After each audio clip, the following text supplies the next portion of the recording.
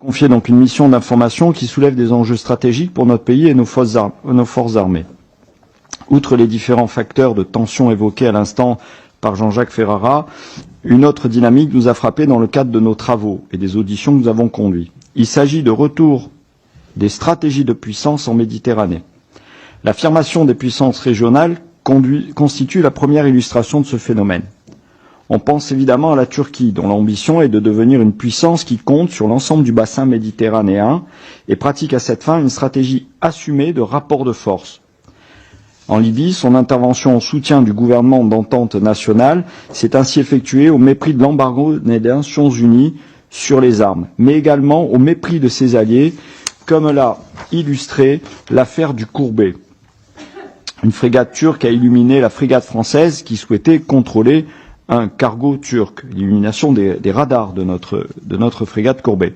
À ce sujet, nous estimons avec Jean-Jacques Ferrara que le retrait de la France de l'opération de l'OTAN, Sea Guardian, était la bonne décision, au regard du manque de soutien des alliés.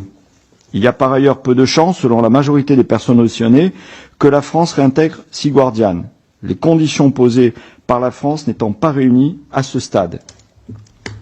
En Méditerranée orientale, la Turquie cherche à appuyer ses revendications territoriales en harcelant les navires de prospection opérant dans les ZEE chypriotes et grecs.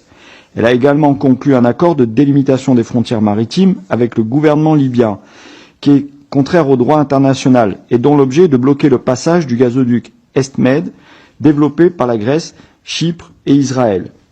Enfin, la Turquie développe une politique d'armement très ambitieuse, centrée sur la production nationale afin de développer son autonomie stratégique.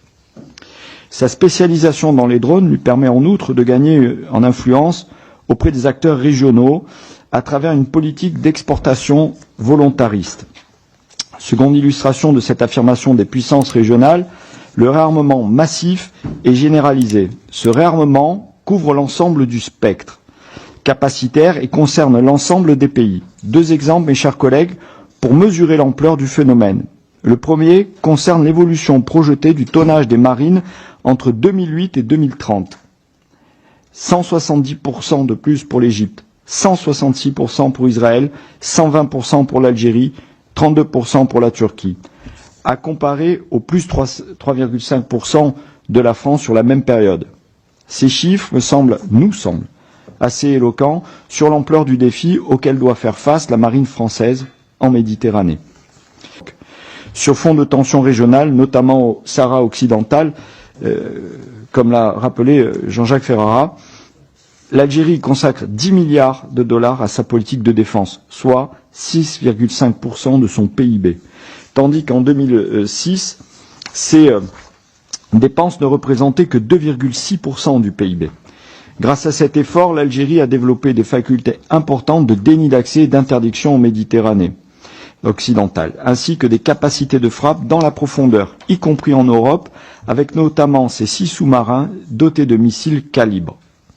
Néanmoins, ce retour des stratégies de puissance en Méditerranée ne se limite pas aux acteurs régionaux, mais concerne également les puissances mondiales. La première illustration de ce réinvestissement des puissances mondiales est le retour de la Russie en Méditerranée. À la faveur de son intervention en Syrie, la Russie s'est notamment implantée dans le port de Tartous, modeste point d'appui logistique, elle a transformé en véritable base navale accueillant une dizaine de bâtiments, dont 2 sous-marins. Le dispositif russe en Syrie est complété par la base aérienne de Latakia, qui a été agrandie et sur laquelle a déjà été déployé des bombardiers supersoniques. La présence russe en Syrie constitue un véritable défi pour nos forces armées en Méditerranée orientale, même si les interactions se déroulent à ce stade de façon professionnelle. Plusieurs officiers auditionnés ont ainsi souligné que la réitération de l'opération Hamilton serait aujourd'hui rendue bien plus complexe à mettre en œuvre du fait de la présence russe à Tartous et Latakia. La Russie renforce également son influence dans la région. Outre son rapprochement avec la Turquie, dans le cadre du processus d'Astana, et son soutien aux forces du maréchal Haftar en Libye. Elle développe des relations privilégiées avec l'Égypte et surtout avec l'Algérie, ce qui est une source de préoccupation dans le contexte de l'implantation du groupe Wagner dans le Sahel et dont nous avons parlé précédemment avec le chef d'état-major des armées. De même, la Chine a également renforcé sa présence en Méditerranée. bien qu'elle soit pour l'heure essentiellement économique, avec la prise de participation dans de nombreux ports méditerranéens, dans le cadre des routes maritimes de la soie, digne d'une qualité professionnelle qui mérite le respect, qui force le respect, et qui prouve que l'Algérie a des capacités militaires très importantes. Tous ceux que nous avons auditionnés nous l'ont dit. Les exercices conjoints qui ont été faits entre la France et l'Algérie avant que certaines tensions ne naissent ont permis de restituer ce retour d'expérience sur un niveau de qualification très nettement supérieur. Et ce qui se passe dans le réarmement et cette course à l'armement entre les deux pays qui sont les plus tendus, qui ont les relations les plus tendues, à savoir le Maroc et l'Algérie, montre quand même un gros déséquilibre, avec une Algérie qui est une grande puissance et un Maroc qui ne pourra, malgré tous ces efforts que l'on voit, ne pas arriver au niveau où est l'Algérie aujourd'hui.